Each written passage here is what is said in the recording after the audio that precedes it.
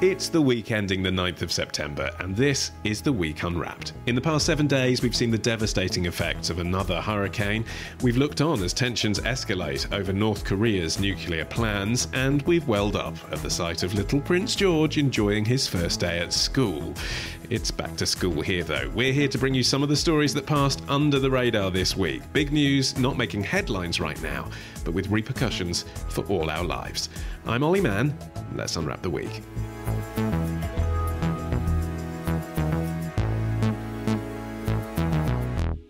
And joining me today from the week's digital team are Felicity Capon, Arion McNicoll, and look, it's new boy, Mike Starling. Hi, how you doing? I'm very well, thank you, Mike. Tell us about yourself. So, sports editor of the week online. So I'll be looking at the big talking points every day and also looking more in depth in sports business and also the fans' reactions to the big stories. Do you secretly have a sport that you don't like? No, I'm actually going off top-level football, funnily enough. Well, that'll be fine. There's never a big story about football. To start the show with her pick of the week, it's Felicity Capon. Felicity, what have you got for us? Does higher education mean higher salaries?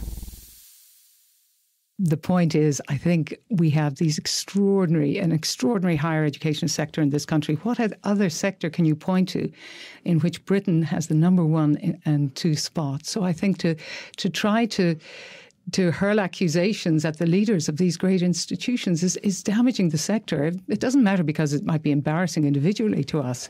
It matters because I worry that it hurts the entire higher education sector. Okay. Yeah, but it is embarrassing to her individually as well. That's Professor Louise Richardson, Oxford University's Vice-Chancellor, talking to Radio 4's Today programme about her salary, Felicity, which is how much? That is $350,000. A year? Yes. Not including pension. Not including pension, so it goes up to 410. Blimey. So she is Vice-Chancellor of Oxford University, and she and other Vice-Chancellors across the country are in some hot water about how much they're being paid.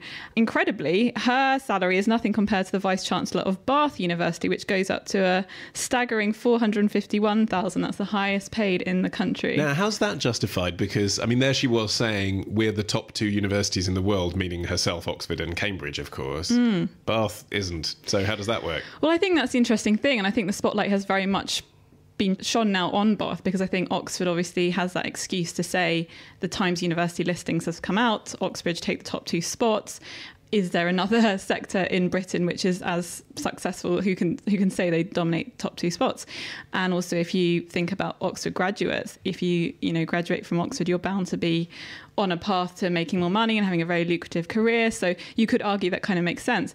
Bath, I think, is a little bit trickier to justify such an extortionate salary, really. So this brings about a debate which might prove game-changing for all those vice-chancellors that are on their comfortable salaries, do you think? I think so. I mean, the news today is Joe Johnson, the universities minister. He now wants universities to justify pay rates that go over 150k with a new regulator, the Office for Students. Lord Adonis has issued quite a scathing attack on universities. So I think the pressure is definitely sort of ramping up. Both of those two are Oxbridge graduates. So you can draw your own conclusions from that. But I think there are sort of arguments to be made on both sides of the debate. But it is true, isn't it, Arion, that people do send their children from all over the world for a British education. And the same is true of our universities. People choose from all over the world to come here to study for further education. We're really good at it. You would expect in a global marketplace that people get paid well. I suppose so. I mean, she later in that interview and in other interviews I heard and read was equating the salaries of VCs to being like footballers. In fact, it's good that we've got you here, Mike. You can talk about that. It's a game of two halves. What seems weird to me is that VCs are so disproportionately paid versus other academics and university workers. At least footballers are all paid ridiculous money. I mean, some, yes, more than others. But it does seem unfair for VCs to be on hundreds of thousands, six-figure salaries when, lower-end lecturers and academics are on dodgy contracts and short-term contracts and sort of averaging between 20 and 40,000 a year, and also working incredibly long hours. So it seems wrong in that sense. But the job of a vice-chancellor is to bring more money, frankly, isn't it, to the university from using your corporate experience and all the rest of it. That's why they go for these experienced business people. They're not going to do it for less than a certain amount. I think, and even with Bath, they've got, talk about sport, they've got one of the best sporting campuses in the country. And I mean, they're renowned for their hockey facilities, Olympic facilities for swimming. She has been behind that since the Commonwealth Games, maybe in 2006. And that last 10 years, that has really changed the whole city of Bath. I'm from Bath myself, so I know how big an impact the university has had on the city. And to be fair, I mean, you look at just the American presidents of the Ivy Leagues, I mean, they are in $2 million a year. It's even more over there, and that's because of their sporting credentials as well. And also, you look at science and other faculties. But I suppose the comparison to make with the American universities, Felicity, is in the States you pay a lot of money as an individual to go and be tutored there. And this is the point that's being made politically here, isn't it? We have tuition fees here now. Louise Richardson says it's correlation without causation to say that just because tuition fees have gone up, then hey presto, so has the salary of all the vice-chancellors at the top universities. But is there actually a causation there, do you think? Do you think that as people contribute more for what used to be free, it appears to be going into the pockets of the people at the top? I think it's very problematic because tuition fees are, huge, sort of in excess of £9,000 a year. That's a lot of money, and you're having students straddled with debt for much of their working life, which is really bad. And I think it's the idea that people like Louise Richardson could set an example. A lot of the VCs also sit on remuneration committees, and it's very shadowy as to what goes on and how pay is decided and whether they're worth it. And it's also, I think, non-managerial staff at universities, there's a pay cap on how much they get. So it just seems like there's a lot of kind of shadowy injustices, and no one's quite sure what's going on and whether they actually are worth what they're paid. Yeah, but in answer to that question, I don't think that VCs have suddenly seen a massive spike in their own pay versus what they used to be paid. I mean, they've always been paid ridiculous. That's actually not true. The Vice-Chancellor of Oxford in 2002 was 100,000, so that has gone up a fair whack. I mean, it's large, but that's still huge. It's still a massive salary, and at the time it would have been a significant amount of money versus I don't know what the Prime Minister's salary was at the time, but I presume it was somewhere in the region of the same sort of thing, and they're trying to tie it to the Prime Minister's salary. So, I mean, what's curious to me is why it's in the news now when VCs have always been well remunerated. That's what I don't quite get. Well, because tuition fees are going up, and people who are reading the papers are saying, well, my son or daughter now has to pay more to go to university. Where's that money going? Yeah, I mean, Richardson herself tries to disconnect her own salary from the rising university fees that students are paying. And you would, of course. But I'm not sure even there is that direct link, is there? That universities weren't suddenly flush with cash and they went, well, let's spend it all on VCs. There's also the fact that universities, especially ones like Oxford, need to actually attract visitors from overseas and students from overseas and scientists from overseas and tutors from overseas and academics and funding and everything from overseas to be able to provide the value that they are able to provide to British students for the relatively low cost of tuition fees. So, I mean, is there an excuse in saying, well, actually, maybe we should be paying £1 million for our Vice-Chancellor if it brings more money to the university so that British students can continue to attend here and get subsidised and all the rest of it? Maybe, but you wonder whether there is that close a link between VC pay and the acquisition of new high-spending overseas students. I haven't seen anything on that. If it is true, then yeah, pay them. Well, the budget of Oxford University now, compared to 2002 when Felicity mentioned, I mean, I don't know what it is in 2002. It's now £1.5 billion. It wasn't that in 2002. True, but is there any evidence to suggest that Vice-Chancellor pay is linked to performance? So if student numbers flatline, for example, do they suddenly get a dip in their pay? I don't think they do. I think the idea of the replacement index is quite important. So the idea that actually it is to do with personality and character and something that Louise Richardson uniquely can offer to Oxford, and clearly is, seeing as how well Oxford is doing. The idea that when Steve Jobs died, Apple's share massively dropped because it was all about him. So I don't think we can just discredit her performance necessarily. This is the moment, perhaps, where people decide whether we do look at universities as a business, and then actually this revelation could be inflationary, couldn't it? All of the vice-chancellors could say, I want to be paid the same as the lady in Bath. Or whether it's the moment that people say, no, universities aren't a business, and the whole point of universities is to educate people, and, it's about doing something for the public good. It's not about making money, and this is wrong. But even then, I suppose people who want to defend VC pay would say, well, the better the education, the more your students make at the end after they've finished their degree. So there's many ways, I suppose, that VCs could attempt to justify financially the money that they're getting. But I think comparing herself to banks and lawyers was not the way to do that. Okay, next up, it's Arion. What have you brought with you today? What's that in the corner, you may ask, Olly? That's us in the spotlight, losing our religion. I think it's fascinating to see the significance of this statistic, 53% of adults in Britain identifying as no religion. I think it's the highest that we've seen. We saw 51% in 2009, and then between 2010 to 16, we saw a fluctuation between 48 to 50%. So we are around halfway and have been for a little while. And I think that certainly when you do more qualitative work with many people, what you find is that perhaps historically some people, older generations, have ticked the box Christian, identified as Church of England in much of Britain, particularly in England itself, because that's what you do, don't you? Whereas we have a different approach perhaps today, and younger people certainly, where they're actively deciding when they're doing a survey or being asked, yeah, actually, who do I think I am? Do I identify with a religion? And perhaps a bit less of the nominal culture that we might have seen in previous generations. So that's one of the things that we often find when we probe further in asking these sorts of questions. Katie Harrison from the Comres Faith Research Centre talking to Sky News earlier this week. So for the first time, Arion, ever, the majority of Brits say they have no religion. In fact, it's been hovering around 51% for the last few years, dipped down under 50% in the last couple of Well, what's significant about this then? It's the highest level ever. So 53% is the most number of people who have ever declared themselves to be non-believers. So what? I mean, if it was always the majority for the last few years, then this isn't a new story, is it? Well, it is. So no significance whatsoever. Well, because actually it's only reached that 50% mark very recently in the last few years. And yes, if you look back to when the National Centre of Social Research started to release their data in 1983, it's just staggering to see how quickly secularism has grown. So back in 83, 40% of people declared themselves to be Church of England, and 31% said they had no faith.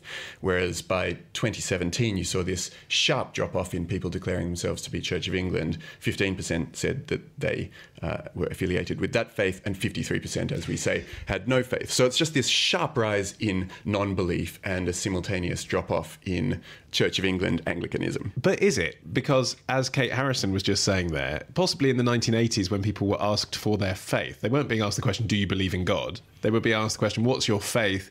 Maybe they just felt there was more of a stigma about not saying, well, I'm from a Catholic family or whatever. You know, in my case, for example, I'm from a Jewish family. Perhaps had I been of the age that I am now in 1983 or whatever it was, I'd have said, oh, well, I'm Jewish, even though actually I have no faith and I don't believe in God. I would now feel more confident because there is more of a movement around that to say, yeah, I don't believe.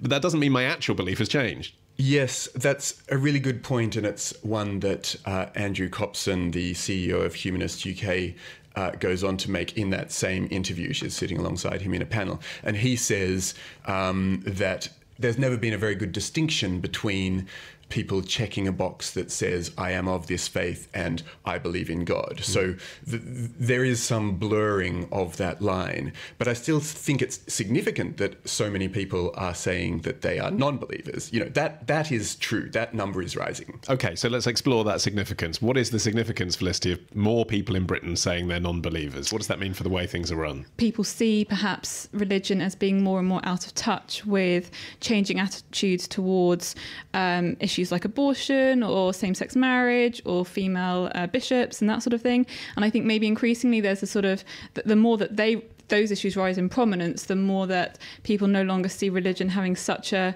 major influence on their lives. I think that would probably be a big determining factor. But I think the whole idea of like cultural Christianity, you know, people want to celebrate Christmas or go to church on Christmas Day. I don't think they're sort of praying every single day or reading, you know, the Bible every single day. And, you know, the idea of the national anthem, God Save the Queen, I think we're probably still a nation that there's a cultural strand to us that we would say we are a Christian nature. I think it's more working out what that actually means. Yeah, Mike, you're nodding along with that. I fully agree with that. I mean, we were talking about this morning, saying that, in fact, a lot of my friends say they are atheist, but they still have their kids christened and they still get married in the church. I think it also goes further than that, though, because when you look at politicians or prime ministers, actually their faith is really, really important to the nation, I think. So when Ed Miliband said that he was an atheist, you know, that was like front cover news. People really, really wanted to know why and how, you know, was that going to affect things? And you now have Theresa May, who's probably one of the most overtly religious prime ministers we've had for a long time. You've got Jacob Rees-Mogg, who's just come out and said that his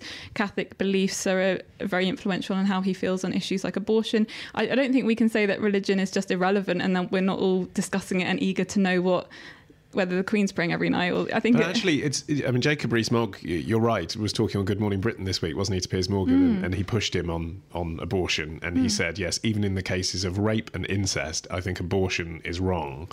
That's his religious belief. Yeah. That's now a taboo. So it's not as straightforward as to say it's important to people. It's beyond that. It's actually to the majority of the British public and the political consensus. What he said is seen as a taboo. You shouldn't say that, even though he is accurately reflecting what his religion tells him in the way he reads it. I still think that there's a really close connection between religion and politics. And even though he was just saying what the Bible, in his view, tells him to say, he was saying it in a public forum and in his capacity as an MP, and that's significant, you know. Well, exactly. So are politicians actually allowed to? You're saying, Felicity, it's important that people know Theresa May is a Christian. She does talk about that, but she talks about it in quite woolly terms. People know Sadiq Khan's a Muslim, but if he came out and said, I believe, you know, exactly that the Quran says that's how I should govern London, there'd be an uproar, wouldn't there?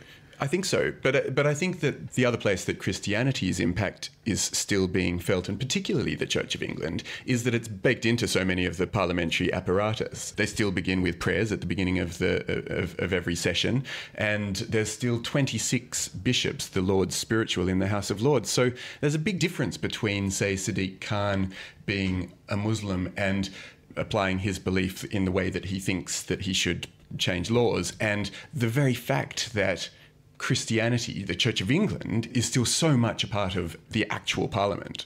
Yeah, 20% of state schools belong to the Church of England. The Church of England has massive power and massive sway. I think that's why this news is interesting, because if so many people no longer feel that religion, they do identify with it or it is important, then why does the Church of England still hold so much power? Why are there bishops in the House of Lords with legislative power? So if we're predicting then, do we say in, let's say, 40 years' time, if this trend continues and 80% of the population don't regard themselves as of any faith, if that happens, do we say then, like in France, that all our state schools should be secular, that there's no relevance? I'm not sure, because I still think we'll want to sing God Save Our Gracious Queen. So I think things like the national anthem, and that's never going to go away. We want God when it suits us. But I think something will have to change when you think about the fact that only 3% of 18 to 24-year-olds identified as being Church of England. I mean, that's a huge shift if we're looking 20 years ahead. And it's time, Mike, for your big sporting finale. What have you got for us? Is YouTube ready to rumble? Production is going to be second to none. There's going to be no expense spared. I know the production is running in the hundreds of thousands, so this is going to be high tech. It's not just going to be like a normal YouTube video. It's nothing of the like. So this is groundbreaking technology, and something like YouTube, with over 1 billion viewers, are getting behind it wholeheartedly. So it took a lot of planning, a lot of effort, a lot of technical stuff involved, but they finally got there. You know, what a way to explode on the scene. An interview with Peter Fury there, trainer of Huey Fury, on why YouTube has been chosen to show the WBO title fight between Huey Fury and Joseph Parker. Mike, does that mean that it's going to be free to watch? No. No. No, it's a subscription. It's pay-per-view. So there's actually a channel for the fight, which has been set up by Hennessy Sports, who are the promoters. It's $9.99 actually to subscribe straight away, but then there is a deadline before September 17th where the price will go up to $14.99. It's quite a lot of money. Okay, just talk me through this because I'm not into my boxing. Is that different to what Sky would charge for showing something like that? Not really, no, but I don't think this level of fight would not have been a pay-per-view fight elsewhere. This is what a lot of people, this is why we've brought it up as a story. Okay. The fans of both fighters have said they wouldn't pay it. But I think it is a groundbreaking deal because it is the first time this has happened in the UK. But you were never going to get a McGregor versus Mayweather on YouTube. This has been way down the line. But it's a decent standard fight. They're both good fighters, but it probably should have been free to air. That's what the fans are saying. So if this hadn't found its way onto YouTube, it probably would have been on what? Maybe ITV. They've started doing a lot of free to air boxing, but I don't think people would have paid that level of money for a pay-per-view of this magnitude. So, yet again, we're seeing consumers being asked to pay more money to watch the things that we used to get for free. But what about the niche sports that are gaining more recognition because of digital streaming of sports? So things like Ultimates, which is a sport that I got into early this year, which for people who don't know is basically Frisbee. You know, there's actually nowhere else to watch sports like that unless you are digitally streaming. How much do you pay for your Frisbee subscription? I mean, there's fancy. How much do you pay for your Frisbee subscription? I don't. Oh, you don't? Okay. Is that because you're doing some workaround, or is that is the value cost is nothing? I don't actually subscribe to watch it, but I think that you can go on sites like Fanseat, I think that's the name of it, and you can pay a subscription to watch a load of niche sports that otherwise No, my wife watches the horseball tournaments streamed from France online as well. So yeah, fine. It's like polo but less posh. It's big in France. But anyway, the point is, yes, okay, for niche sports, but boxing isn't a niche sport, not really. I mean, it is compared to football, but there's so many different divisions now, and so many promoters and so many fighters that there's a lot of competition out there for that pay-per-view dollar or pound. Yeah, I mean, I think what I find interesting is that YouTube and then ultimately Google obviously are getting interested in bidding serious money for and then mounting and then charging serious money for sport and live sport. Yeah. And I think that we're seeing that happen elsewhere. Obviously, Facebook made that bid for the Indian Premier League. Absolutely. They didn't get it. Ultimately, I think they lost out to Rupert Murdoch's Star. Yeah, Star India. But I think that we're looking at the beginning of a trend, and obviously Amazon is going in for NFL, and Twitter had a few NFL matches, and I think they're also doing baseball. Yeah. So it is the beginning of a trend, and you do wonder how long the cable companies, cable TV and the like, are going to be able to sustain their current model versus as the giants. But I think ultimately it is going to come down to how much are the consumers willing to pay. I mean, I would personally, for my own team, who aren't a Premier League team, I would like to have a subscription where I could watch all their games on live because I'm not living near the ground. Even yesterday, they announced this deal that you can listen and watch the games if you're living abroad for subscription. That's the first time in the English Football League. Premier League, you don't have that because of the international media rights for your Skies, your beINs, people like that.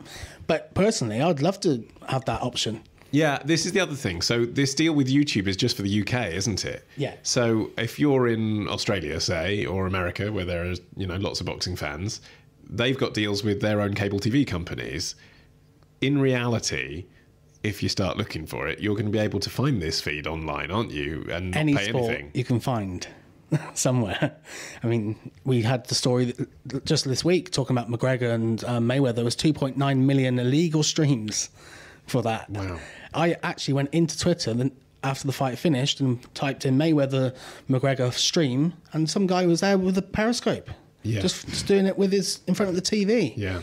And this is it. I mean, the people they lost out on that millions, and how are you going to regulate that? This is the difference. I want to see sports being shown on more digital channels, but there's got to be a regulatory body for that eventually. Well, that's interesting, isn't it? Because a lot of those people will find the illegal streams through Google, frankly, and yet, Google is now the publisher as well. So they're sort of they're sticking it to themselves, aren't they? Or maybe they're getting both pieces of the pie. Yeah, Facebook's the next one. I mean, it's saying about the IPL, they missed out on that deal because Star India were able to offer media rights and digital rights. But with Facebook, they have just recently launched their Watch tab, and in America, that's fully gone live, and they have got a budget for sports content. Okay, they didn't get the IPL, which is a major thing for them because of the Indian population and the amount of cricket mad followers there is. But there is talk about them going for NFL. When that deal comes up, it could be monstrous. The Premier League CEO, Richard Scudamore, said just this week, we envisage anybody being able to bid for these rights in a sort of come and get me plea to the big tech giants. Except, you know, when you say it's the natural home for sports, maybe that's the case for millennials now, and in 10 years' time when they're a bit older, and of course YouTube will be built into every TV. But as it is right now, the kind of people who spend £10 on a pay-per-view Sky match probably don't even know how to get YouTube on their TV. They probably haven't got a smart TV. And even if they do, if they've got an Amazon stick or a Roku stick, are they going to think, oh, that's how I get YouTube and then I have to put my credit card into it?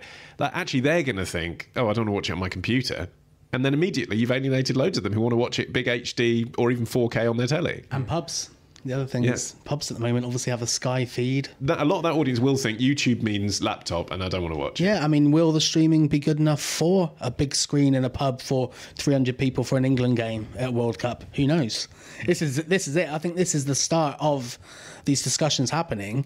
Okay, I think with Sky and BT, they do have their deal set for a couple of years now, but you're talking about Facebook, Google, Amazon, multinational billion-dollar companies. They've got the funds to do it if they want to bid for it. Well, the quality never dips here on The Week Unwrapped. Sorry, I'm just buffering. Here on The Week Unwrapped. My thanks to Felicity Capon, Arion McNicoll and Mike Starling. A promising debut, I felt, Mike. Thanks very much. Yeah, I wouldn't pay-per-view, but it was fine. For more from The Week, do visit theweek.co.uk. You can download The Weekday, which is our free iPhone app, or you can subscribe, of course, to the magazine. And don't forget to subscribe to this to hear brand new episodes of The Week Unwrapped as soon as they're available. Just head to iTunes or Pocket Casts or Stitcher, basically wherever you get your podcasts, and search for The Week Unwrapped. I've been Olly Mann. Our music is by Tom Morby, the producer Sam Bonham at Rethink Audio. Until we meet again to unwrap next week, bye-bye.